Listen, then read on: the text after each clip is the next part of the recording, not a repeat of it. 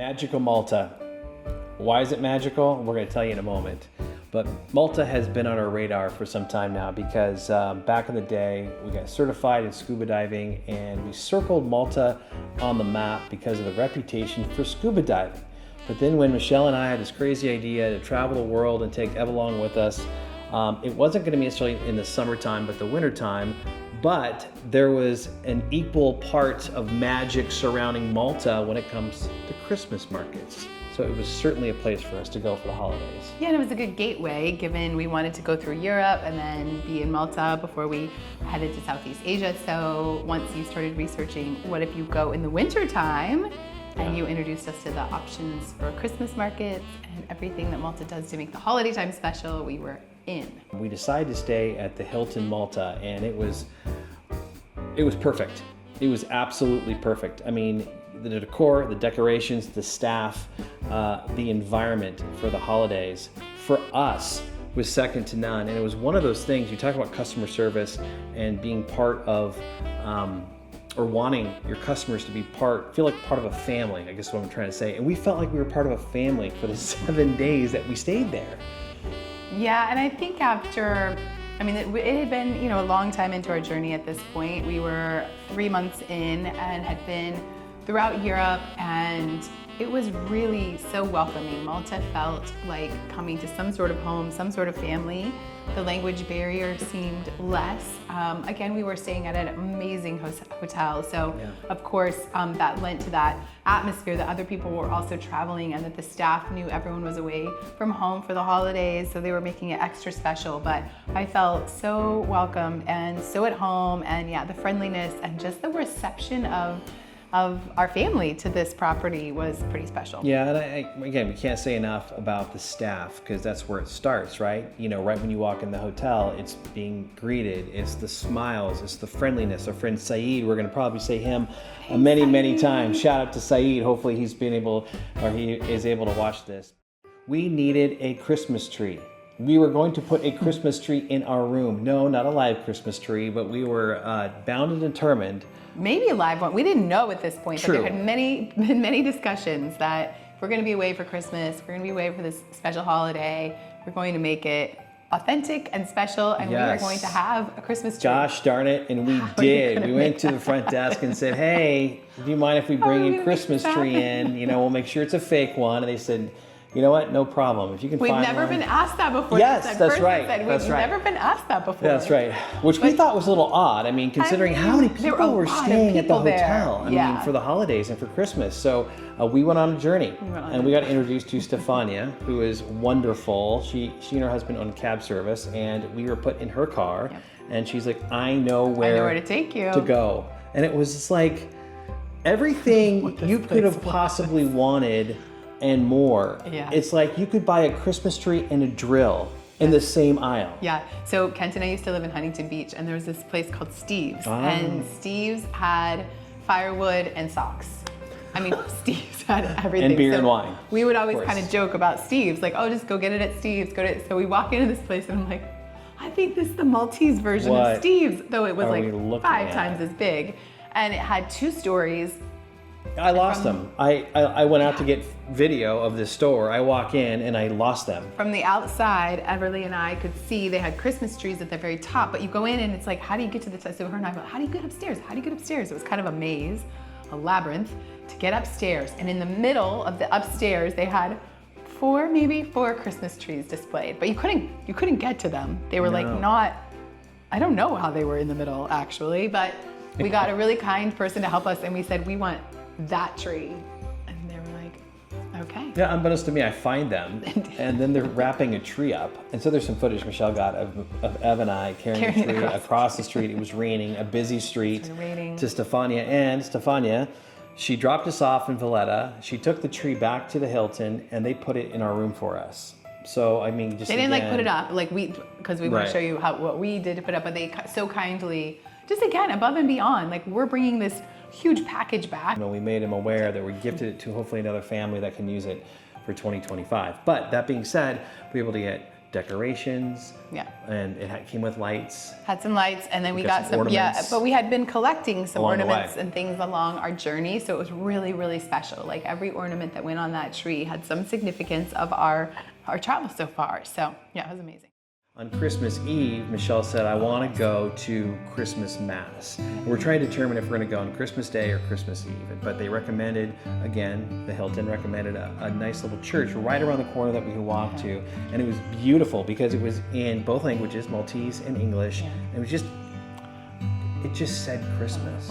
Well, so Malta has, I think, the most amount of churches in, I'm not going to say this correctly, but like within whatever that square footage is, the most amount of churches in anywhere. Yep. So you have a lot of options, but on Christmas Eve, some of those are reserved for really special ceremonies, and many of the churches are private on Christmas Eve. So I wasn't sure how that was going to present itself, but there was this beautiful chapel that we could walk to, and yes, it was kind of getting chills thinking about it, because you walk in, that sense that, everyone, they don't care where you're from, who you are, everyone and is they were all welcome. locals, because And they were most of all them locals. got up and had some part of the ceremony. Most Yeah, of them came up part of and the service. read part of the service, pardon me, yes, and they were readers, and they were fully part of.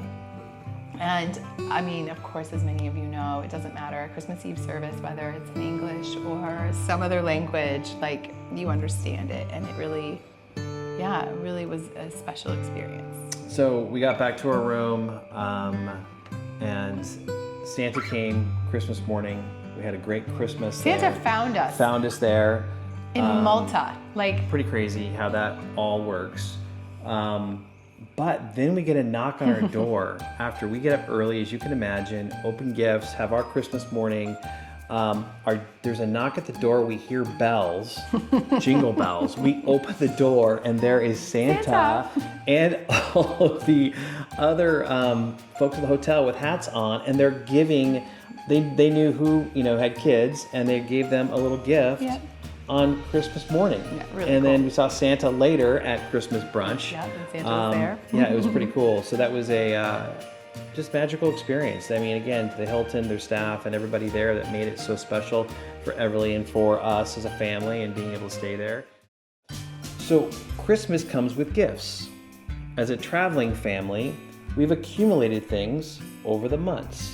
We had sent some stuff back via box, but we've never sent a suitcase back. And one of the things that we had was a large suitcase. All of us have carry-ons, a large group suitcase with stuff in it.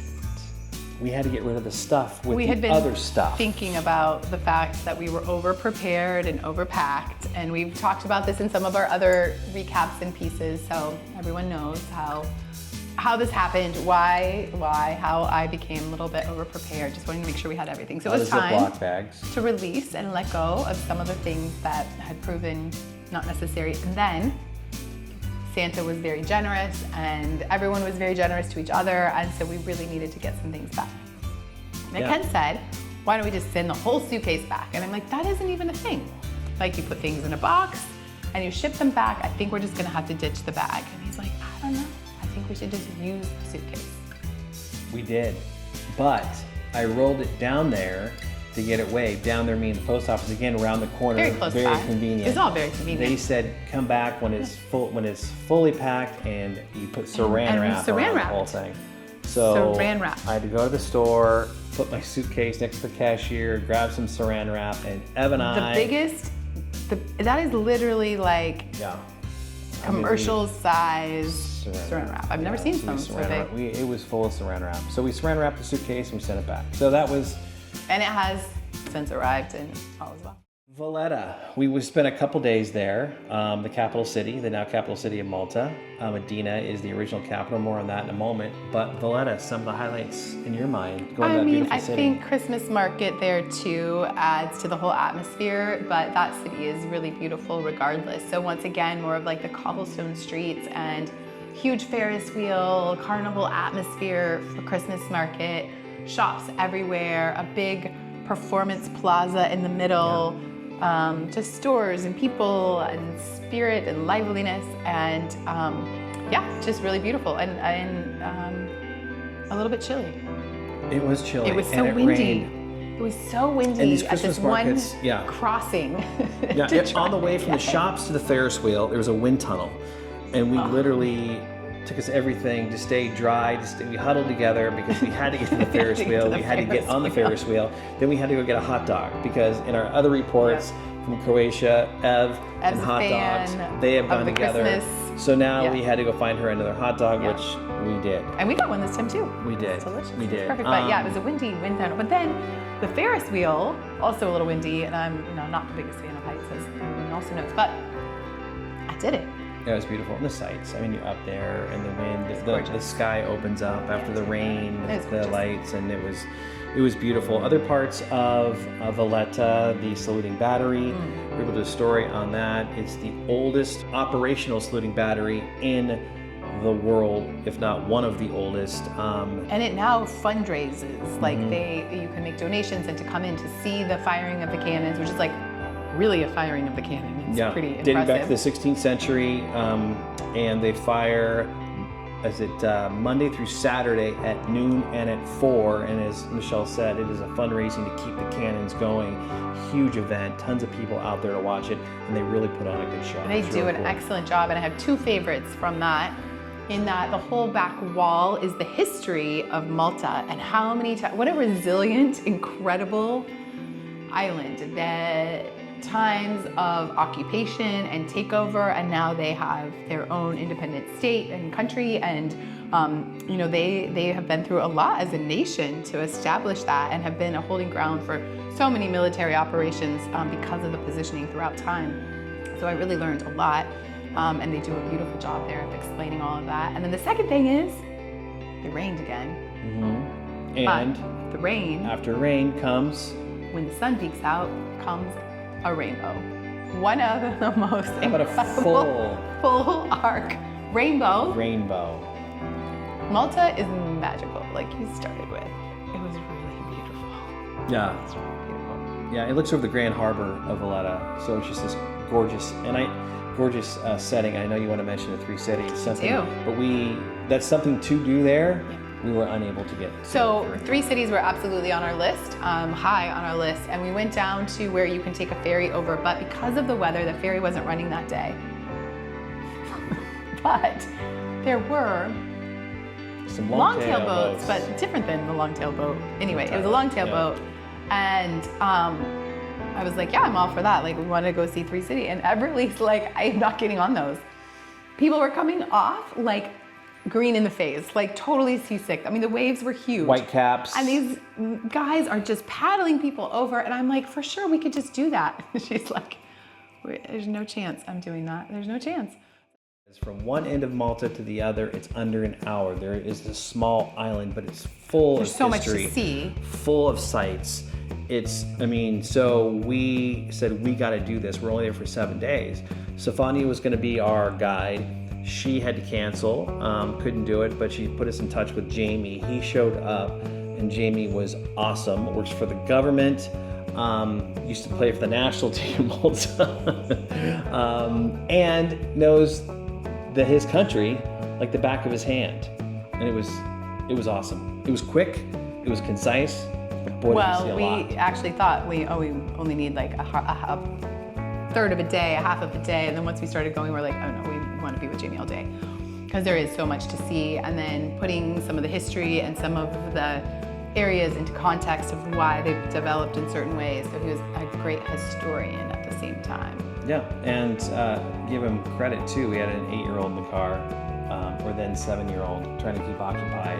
And the places we went to and the things we did certainly kept her occupied. So we got things kicked off at an artisan market, which is all like pottery and plates, and the colors were incredible there. And then we went to Medina Glass, which is the oldest and original glass shop in Malta, dating back to 1968.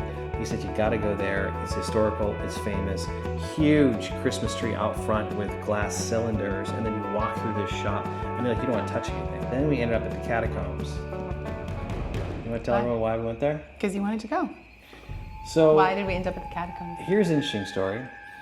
we go to the Catacombs because Michelle kept saying we should go to the Catacombs, and Ev and I are like, why do we want to go? We really don't want to go there. We don't necessarily need to go there. They never said that. So we went said there. that. Jamie took us there. We go to the Catacombs. Creepy, cool, historical, Very creepy. cool. Going down underneath. Very cool. And I was like, Kent, I'm really glad you wanted to come here. This is actually really cool. I'm really happy we're here. I'm happy you wanted to come here. And Ev and I go, we're here because of you. No, I'm like, no, you wanted to come to the Catacombs. So anyways, we ended up at the Catacombs. But then we went to the Blue Grotto. And that was something else. Let's transition. Well, I think the thing about Malta, as we've already said, is that the water is incredible, and what you can see, the color. I mean, it is a place to explore by boat and snorkel and diving, and so you get in these. I don't know what are they? Little. They're almost like longtails again. It's very similar to a longtail boat that we were in Thailand, but yeah, and they take us and they're quick. They're 30 minutes round trip for the most part. It's pretty fast. There's 7 caves total. I believe we saw 5 of them.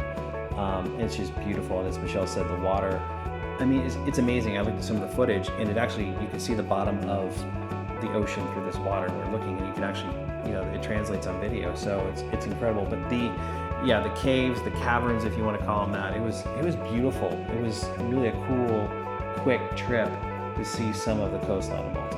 And that area where you pick the boat up is really cool. I want to too. spend some more It's time all in that small restaurants and bars, and it's really a very lively, fun, exciting area. So definitely want to check out. Yeah, part of the tour too is the Dingley Cliffs, which is the highest point in Malta. It's 253 meters, which equates, if you're counting at home, to 830 feet above sea level. Took down some notes there. That was beautiful. There's a church right on top. We walked around. The sights again are just amazing. I mean, breathtaking. You just see people just sat I don't know there how long. and just sat so there long. and just watched. And just something to do. I mean, it was amazing. And then we went to Medina. Yeah.